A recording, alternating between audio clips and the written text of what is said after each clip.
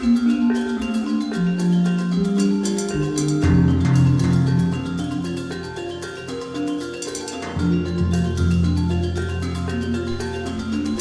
Biodalan merupakan kewajiban karma desa dalam rangka membayar hutang ke hadapan Ida Sang Hyang Widi Wasa beserta seluruh manifestasinya yang diistanakan di Pura Kayangan Desa.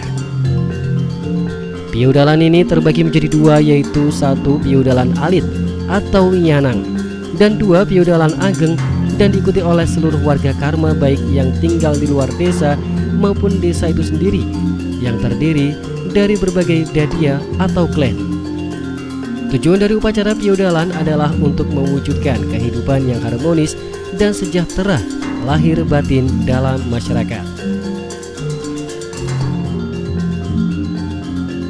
Selamat sore semuanya, masih bersama dengan saya Mbak Ima. Aku bareng Mbak Ima MBV. Kali ini saya berada di Pura Kertabuana, suasananya hujan. Dalam rangka kita mendapat undangan dari Pak Mangku untuk mengikut upacara Biodalan. Nah, upacara Biodalan itu seperti apa? Nanti kita tanyakan kepada Pak Mangku. Jangan lupa teman-teman kalau mau berkunjung ke Pura Kertabuana, alamatnya di Desa Mbajulan, Kecamatan Meceret, Kabupaten Nganjuk. Suasananya seperti di Bali. Di sini ya, tapi nanti kita lihat dulu bagaimana prosesi upacaranya. Setelah selesai prosesi upacaranya, nanti kita akan wawancara dengan Pak Mangku. Yuk. Ayo kita.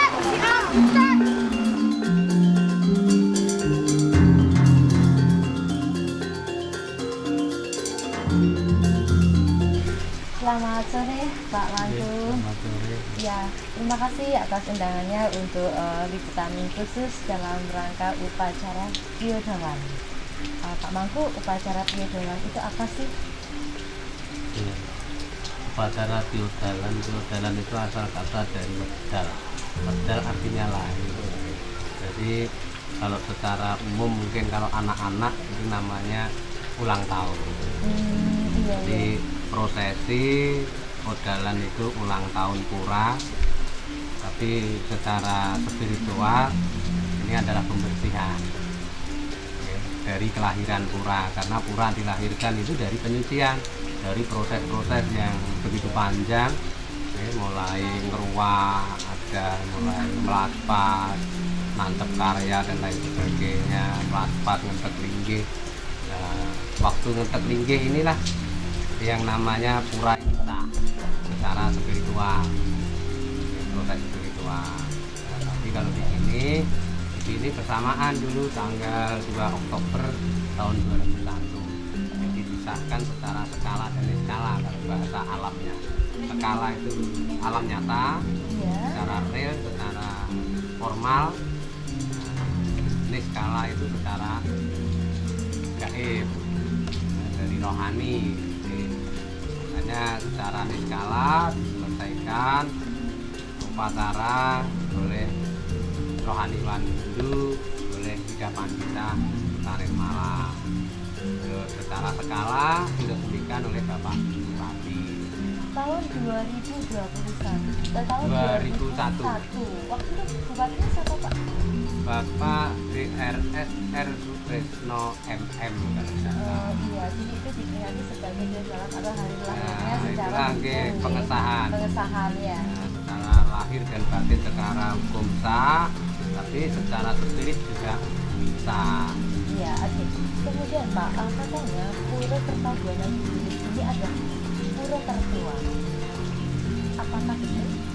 Kalau puranya itu belum tua, karena sahnya baru tahun 2001. Sekarang tidak 20 tahun. Baru 20 tahun ibarat orang masih pemuda. Oh iya. Nah, namun yang dianggap tua itu adalah wilayahnya.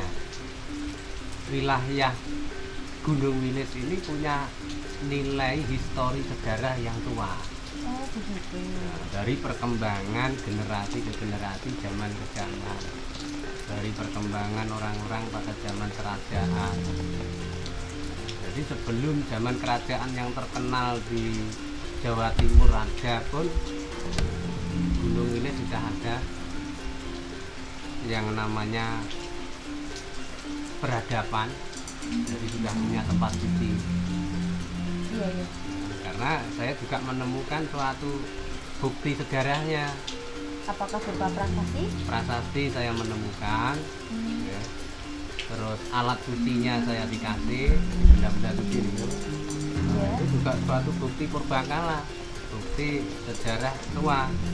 Nah, dari prasasti yang saya temukan itu diperkirakan sebelum abad 4, Wah, sebelum abad 3, karena dari tulisannya ini tidak digunakan mulai abad 4, tidak digunakan 3 ke 4. 3 ke 4 tulisan itu dari prasasti, tulisan itu tidak digunakan lagi berarti Ya. sebelum abad keempat. Nah, artinya kan sebelumnya. Iya. Nah, dari situlah Itu peninggalan itu ada di Gunung Wilis. Gunung Wilis, Nah, Pak ya.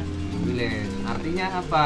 Artinya bahwa sebelum zaman kerajaan Medang Kemulan, Kauripan, Singorsari sampai Mojopahit, kan Medang Kemulan kan antara abad 9, Iya. terus sekitar abad 9 10. Yang terakhir Majapahit sekitar abad 14. Jadi abad 3 di Gunung Wilis itu sudah ada tempat suci. Dibuktikan dengan adanya prasasti yang mana prasasti itu tulisannya sudah tidak digunakan lagi sejak abad keempat. Ya, selain tulisan ada tempat sucinya, Ada tempat sucinya. ada Gimana? tempat Aduh. pertapaannya. Tempat sucinya di puncak Gunung Wilis yang Kalau dikasih gelar Sabtoarjo. Nah, makanya dari situlah pura ini disebut sebagai pewarisnya. Zaman dulu ada Sabtoarjo, zaman sekarang ada Meru Tumpang Biru atau Pura Kertabuana. Jadi dari sinilah pura ini punya keunikan, tidak sama dengan pura yang ada di sekitar Jawa Timur, tidak sama. Dalam arti tidak sama ya karena punya karakter sejarah tersendiri yang disebabkan oleh wilayahnya. Oke. Ya, oke. Berkenaan dengan sejarah sawah ini tadi, saya bertanya kepada beberapa tamu yang melakukan ibadah di sini, itu ternyata banyak yang dari luar kota, Pak. Ya. Itu historinya gimana, Pak? Apakah Ini. memiliki ikatan Ya, sejarah? punya. Kebanyakan orang Bali, ya, saudara-saudara yang di Bali itu merasa leluhurnya di Gunung Wilis. Malah begitu? Nah, karena apa? Karena pada masa dulu sebelum zaman Erlangga, sekitar abad 3 ke 4, itu Resi Markandia yang dulunya tinggal di Gunung Wilis yang membuat tempat suci dan lain sebagainya, membuat prasasti. Nah, itu membawa orang-orang Gunung Wilis dibawa ke Gunung Raung sebentar, sekitar kalau nggak salah 6 atau 7 bulan dalam sejarah cerita saudara-saudara kita dari Bali. Jadi ada dokumennya, lontarnya. Oh, iya, iya, iya. Nah, dari Gunung Raung beliau menuju ke Gunung Agung. Jadi hanya transit di Gunung Raung. Artinya yang dibawa ke sana itu orang-orang dari Gunung Wilis. Iya. Nah, untuk membuat tempat suci di Gunung Agung yang sekarang menjadi Pura Besake. Jadi cikal bakalnya itu dulu yang membuat Resi Markandia, dulu dinamakan Pura Basukihan. Basuki artinya keselamatan. Nah, itu sebelum zaman Erlangga. Nah, setelah itu juga karena kejayaan Medang Kemulan yang dipimpin oleh Dharmawangsa, yaitu Dyah Mutendo yang disebut Sang Pisana Tunggal Dewa, juga menikahkan putrinya ke Raja Bali. Iya. Artinya apa?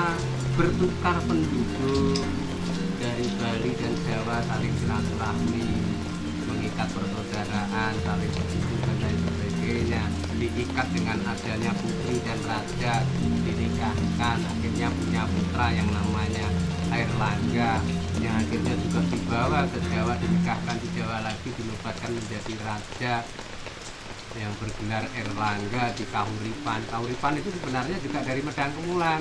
Iya. Pergantian nama. Nah, dari situlah jadi leluhur-leluhur Bali, leluhur Jawa saling, nah, belum lagi ditambah dengan sejarah Majapahit. Majapahit, Sang Mahapatih Gajah Mada juga membawa orang-orang hebat dari Kediri. Iya. Pangeran-pangeran Kediri yang dijadikan senopati, para Arya di Bali, dijadikan Raja Bali, Arya-Arya. Itu orang-orang Kediri, pangeran-pangeran dari Kediri. Sekarang menjadi raja-raja di Bali turun-temurun. Iya, oke. Sudah sekarang jadi paham saya Pak. Kenapa ternyata memang ada ikatan histori, ikatan bersejarah dan ada ikatan persaudaraan juga turun-temurun. Sehingga yang menyatukan banyak orang dari beberapa daerah untuk datang ke Pura Kertabuana sebagai keturunan dari yang digeluti itu. Nah, oke, kembali ke upacara Deodawan, Pak. Harapannya dari upacara Deodawan ini ketika Indonesia dilanda pandemi ini apa, Pak? Ya tentunya begini, yang namanya upacara Deodawan itu juga suatu pembersihan yang diharapkan ya dibersihkan dari hal-hal yang tidak baik, termasuk penyakit, ala rintangan, musibah dan lain sebagainya. Makanya tadi ada upacara Metaru.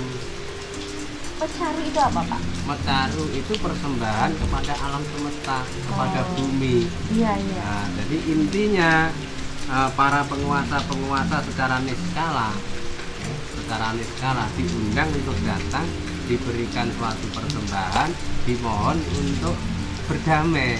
Jadi kalau isi alam semesta termasuk energi alam ini damai dengan kehidupannya, maksudnya dengan manusia, secara otomatis itu kan penyebab suatu kedamaian, kesejahteraan.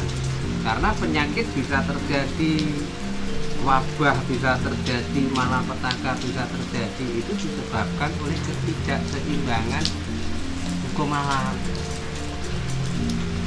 Iya.